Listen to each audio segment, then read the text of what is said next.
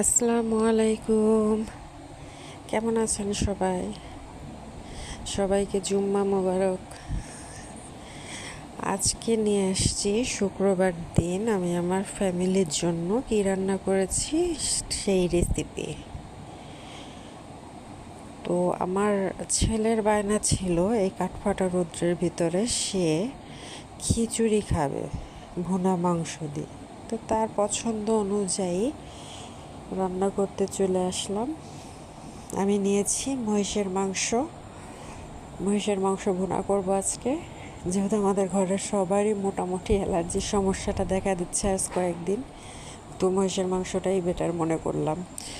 তো রান্নার প্রথম পর্যায়ে মাংসটা আমি ভালো করে ধুয়ে পরিষ্কার করে নিয়েছি। তারপরে তার ভিতরে দিয়েছি গরম মশলা, তেজপাতা, হলুদ গুঁড়ো, মরিচের গুঁড়ো, জিরার গুঁড়ো। তারপরে তেল দিয়ে সুন্দর করে এটা মেখে নিয়েছি।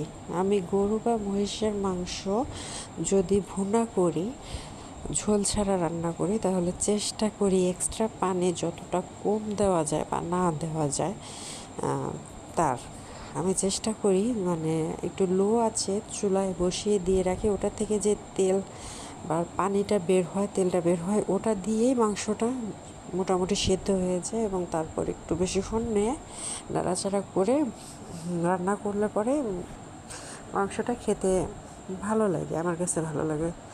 ওহো, আমি তো কথা বলতে বলতে আদা রসুন বাটা দেওয়ার কথাই ভুলে গেছি।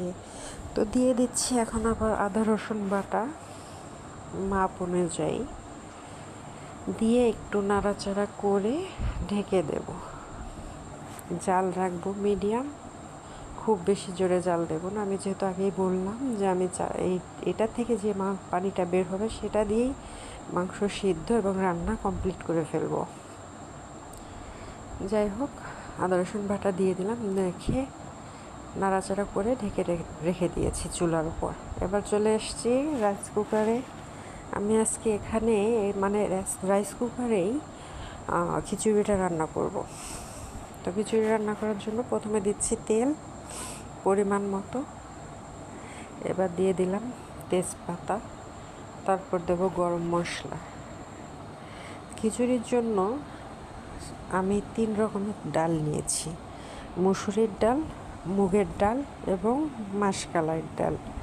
তবে আপনারা চাইলে যে কোনো এক রকমের ডাল দিতে পারেন। আমার কাছে পাঁচমিশালি ডাল দিয়ে খিচুড়িটা রান্না করলে ভালো লাগে এবং আমার ফ্যামিলির লোকজনও এই পাঁচমিশালি ডাল দিয়ে রান্না করা খিচুড়িটা মানে আমার হাতের এই স্পেশাল খিচুড়িটা পছন্দ করে। আপনাদের কেমন লাগবে জানি না, তবে একদিন ট্রাই করে দেখতে পারেন, খারাপ লাগবে না। তো এই পর্যায়ে একটু ভেজে নিচ্ছি নাড়াচাড়া করে, মানে হালকা করে নাড়াচাড়া করে মিশিয়ে নিচ্ছি। এবার দেব পেঁয়াজ, কাঁচামরিচ, লবণ, হলুদ গুঁড়ো এবং মরিচের গুঁড়ো, জিরার গুঁড়োর সাথে।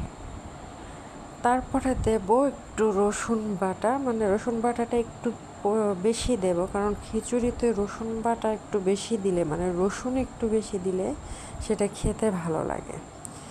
আর দেব একটু আদা বাটা দিয়ে পরিমাণ মতো পানি, একটু ভেজে নিয়ে পরিমাণ মতো পানি দেব। পানি দিয়ে ঢেকে রেখে দেবো, ব্যাস ওর মতো ও একাই হয়ে যাবে।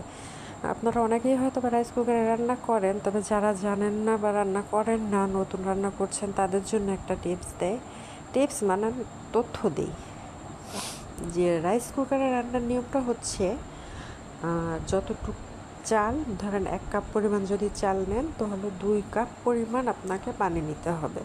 আর রাইস কুকারে রান্না করা খিচুড়ি, পোলাও বা বিরিয়ানি এই জিনিসগুলো মানে খুবই ঝরঝরে হয় আর সময়ও খুব কম লাগে। যদি পানির পরিমাপটা ঠিক দেওয়া হয় একদম পারফেক্ট ঝরঝরে রান্না হয় রাইস কুকারে।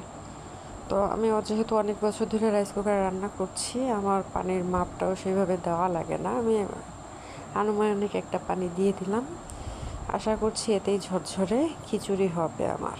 তো এখন নাড়াচাড়া করে ঢেকে রেখে দেব। আমার প্রচুর পরিমাণে ঠান্ডা লেগেছে, কথা বলতে কষ্ট হচ্ছে, আর তাছাড়া এমনিতেও আমি ভয়েস তেমন একটা দিতে পারি না, মানে কথা বলতে গেলে, ক্যামেরার সামনে কথা বলতে গেলে আমার কথা কেমন এলোমেলো হয়ে যায়।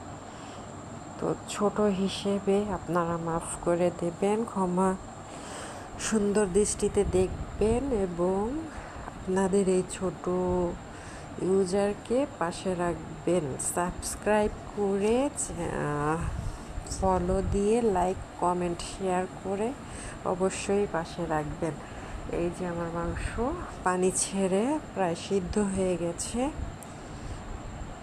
আর একটু কষাবো, কষানোর পরে এই যে ফাইনাল লুক। তো আপনারা এভাবে রান্না করে খেয়ে দেখতে পারেন। এরপর একটু সালাদ করব, শসার সালাদ নিয়েছি, পেঁয়াজ, কাঁচামরিচ, লবণ। এবার এটাকে মেখে আলাদা করে রেখে দেব। আমার মাংস প্রায় রান্না হয়ে গেছে, মানে হয়েই গেছে, খিচুড়িও হয়ে গেছে। দেখেন পারফেক্ট হলো কি না, ঝরঝরে হয়েছে। খুব একটা খারাপ রান্না করি না, আপনারা ট্রাই করতে পারেন। আল্লাহ হাফেজ।